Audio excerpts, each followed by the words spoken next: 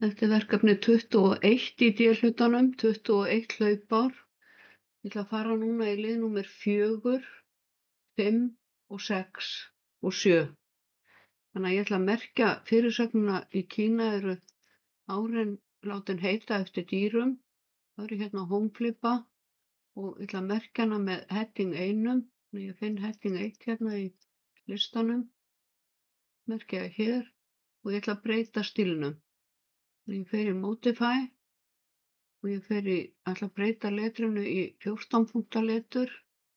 Byrja á því hér og síðan fer ég í Format og Paragraf og hérna ætla ég að velja ekkert bil á undan og 6 punkta á eftir. Og síðan fer ég hér í Line and Page Break og haka við Page Break Before. Þá koma síðuskil á undan hverjum kafla sem ég merki með heading 1 og OK. Síðan ætla ég að merkja fyrirsögnina ár snáksins með heading 2. Þannig að ég ætla að finna heading 2 hérna á listanum. Það er hér. Og ég ætla ekkert að breyta útlitinu á heading 2 en ég ætla að velja stigskipt númer á fyrirsagnirnar. Þá fer ég hér á hómflipa í örina niður hérna og vel þetta útlit hér. Sjáu það, ekki velja þetta, heldur þetta sem er merkt með heading.